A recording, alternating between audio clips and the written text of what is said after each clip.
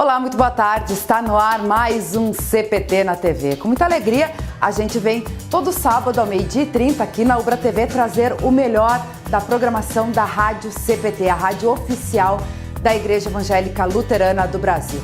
Uma programação 24 horas por dia, com muita música, mensagens, louvor, bate-papo e entrevistas sobre diversos assuntos. E hoje, o cardápio a gente quer abrir aí com um assunto muito sério e preocupante: perseguição religiosa. Afinal de contas, tivemos recentemente mais um atentado contra cristãos lá no Sri Lanka e a gente quer trazer esse assunto para falar sobre a liberdade de expressão quando entra em choque com a liberdade religiosa. Quem vai falar sobre isso são os advogados Jean Regina e também Tiago Vieira. O preâmbulo que tem que ser feito sobre esse assunto é que nós estamos vendo... Tu está na tua casa, então tu começa. Que nós estamos vendo uma crescente nesses chamados choques de liberdades civis fundamentais. Né? A sociedade tem se dividido muito, tem se fragmentado bastante, e cada um desses fragmentos reivindica para si uma série de direitos e oportunidades, liberdades, e muitas vezes nós vemos um grande processo de desejos que vão se transmutando em direitos. E isso acaba também gerando, então, choques com outros grupos, outras chamadas minorias, que vão fazendo esse caldo cultural que é a nossa civilização e passando por esse momento na nossa geração em que, diferentemente do que acontecia tempos atrás, a religião volta de modo muito forte para o debate público. E qual é o espaço da religião no debate público? Sempre, de novo, nós vamos ver pessoas pensando, algumas trazendo uma herança lá do positivismo, coisa que a gente estuda na escola, parece que ficou lá com o Marechal Deodoro da Fonseca, lá da proclamação da República, falando dos positivistas. Isso está aqui hoje, no século XXI, né, 130 anos depois daquele momento, ainda com esse pensamento de que religião se pratica de casa para dentro ou do templo para dentro, mas se pratica, não se vive lá fora. Então aí o pessoal tem essa noção de como é que a sociedade tem que se comportar com relação à religião, como é que o Estado tem que se comportar com relação à religião, e aí vem todo aquele debate do Estado laico que volta e meia a gente fala. Exato. E aí também, como nós conciliarmos isso tudo com o dia de hoje, né, o dia a dia de hoje, uma sociedade, como a gente chama de pós-moderna, né? Então, o que era a modernidade? A modernidade era aquele povo que pensava que poderia reduzir todos os acontecimentos da vida a uma forma de cientificidade, de que existiria na ciência a grande chave para discutir e descobrir todos os assuntos da vida.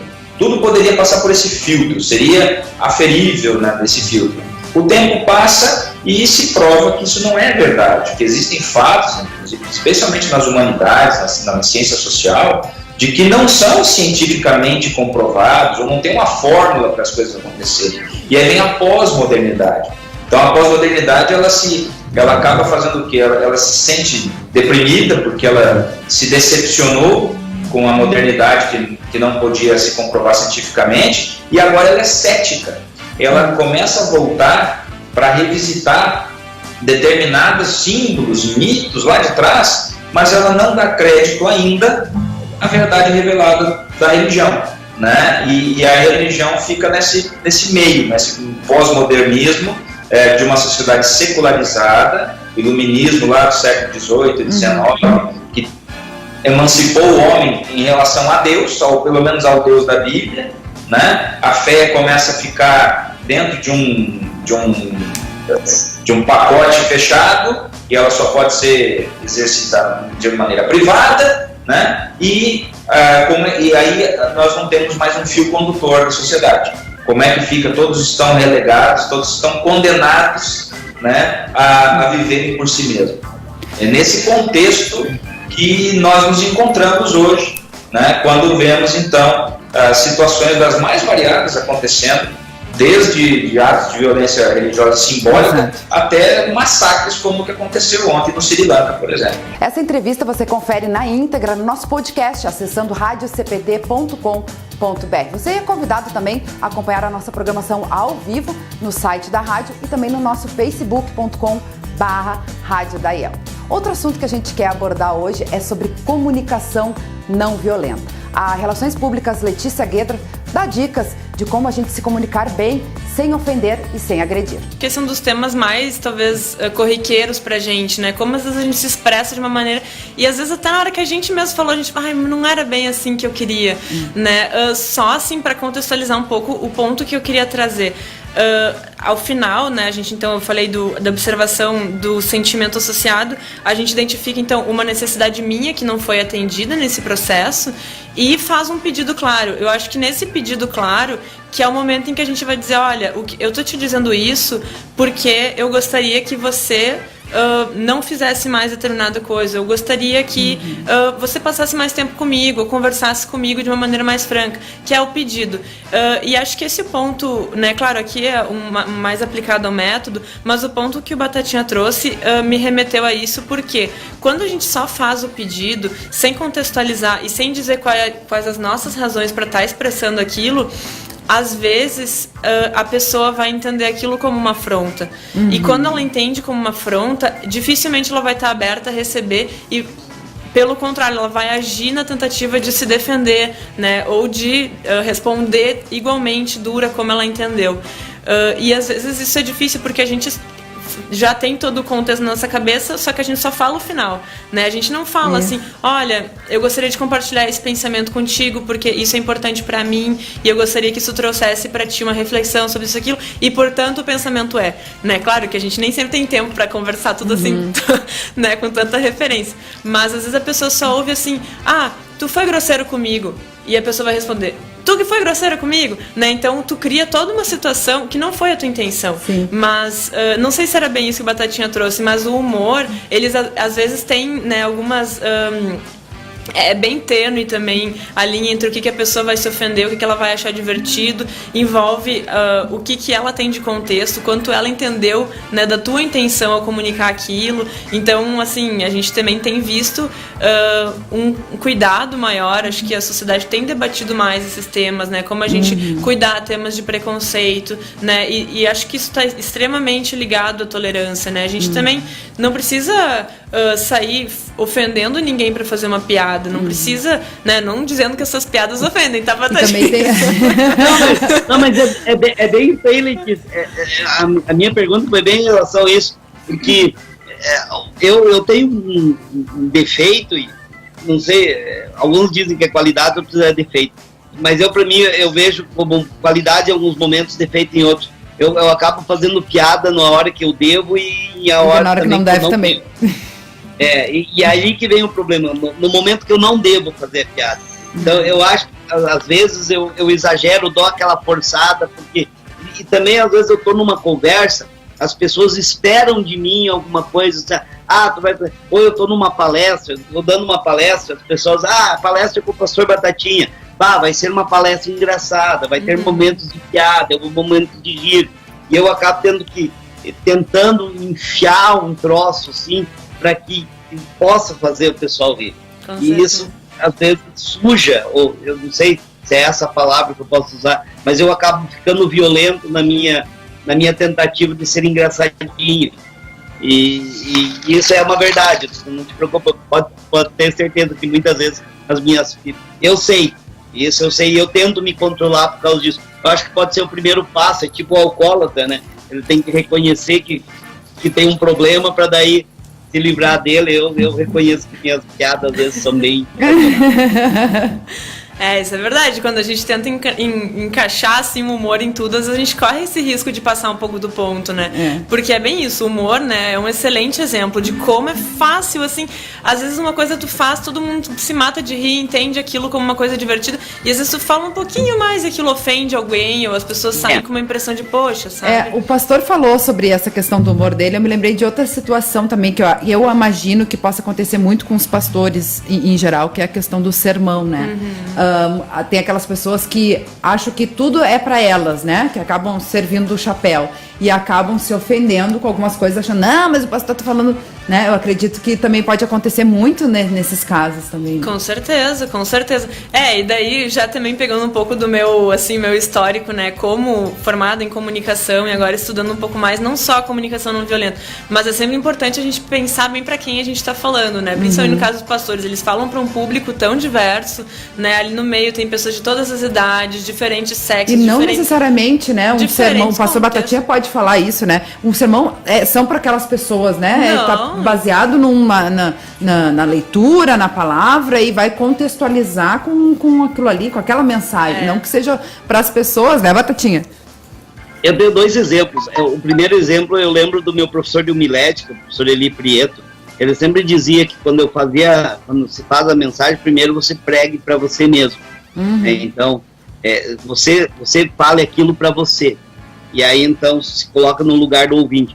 Mas eu tenho um exemplo, quando eu estava em Maquiné, era pastor lá, então eu preguei num culto, fiz uma pregação, não vou falar sobre o que eu falei, mas eu fiz toda a pregação, e aí na saída do culto, assim, um senhor disse, pastor, olha, isso que o senhor falou é exatamente que fulano e ciclano precisavam ouvir.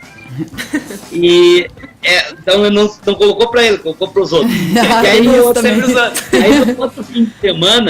outro fim de semana eu fiz a mensagem de propósito, foi de propósito.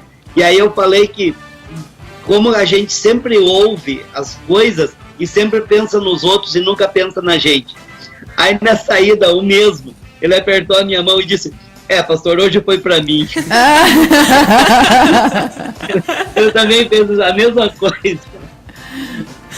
Que bacana, um baita exemplo, né, de como às vezes a gente não assume a responsabilidade pelas próprias coisas que a gente faz e pensa, né? A gente, nesse processo a gente sempre pensa, mas o fulano deveria fazer isso. E a gente, né? A gente também... Por isso que é sempre bom a gente pensar tanto antes de falar, para não cometer, né, a violência na comunicação, e também nas nossas ações também, né? Com certeza, com certeza. E essa questão, assim, de quando a gente fala, né, que nem o exemplo do sermão é ótimo, porque cada pessoa que tá ali tem uma história diferente, um contexto diferente, vai interpretar de uma maneira diferente. Exatamente. Né? E por isso, assim, a responsabilidade, né, a gente fala do comunicador, da pessoa que tá se pronunciando, tem que levar isso em consideração, né? Dependendo se eu falar isso aqui, o fulano vai achar engraçado, mas a fulana vai se ofender, ou, né, outras pessoas. Então, assim, a gente sempre tentar demonstrar na nossa fala a nossa intenção e a nossa referência por trás daquilo para explicar, olha, o que eu tô querendo dizer é isso, eu não tô, né... Claro, isso às vezes quando a gente teoriza demais sobre as coisas, tira um pouco da graça daí da história. O Revista CPT vai ao ar de segunda a sexta-feira, às 10h30 da manhã, em radiocpt.com.br. Agora a gente quer trazer um momento de reflexão à luz da Palavra de Deus. Você é uma pessoa mal-humorada? Ou convive com alguma pessoa desse tipo? Confere aí a reflexão com a co-apresentadora do programa Entre Elas e Deus, Tânia Koperek. Pensei assim, a pessoa, até lendo aqui depois vocês vão entender por quê. A pessoa que é mal-humorada, eu tenho a impressão que quando ela caminha tem uma nuvem preta na cabeça dela, assim, uma nuvem bem pretona, saindo raios até assim, porque ela vai caminhando, aquela nuvem vai em cima da cabeça dela. E eu acho que também ela não é uma pessoa colorida, ela não é assim, no colorido de alegre, assim, e tudo mais. Então eu, olhando aqui, eu achei muito bacana. Jesus dá cor à nossa vida. A gente sabe que, né, que muita coisa pode melhorar. E se você está nos assistindo, vamos dizer assim, você tem esse probleminha aí de mau humor, peça para Deus, peça para Jesus aí que dê esse sentido e dê um colorido à sua vida. Procure, assim, vamos dizer, destacar mais as coisas positivas da vida, as coisas boas, e deixar um pouquinho o mau humor. Porque realmente uma pessoa mal-humorada, assim, é bem complicado de conviver. Mas isso tem solução. Não pense que você terá que morrer assim.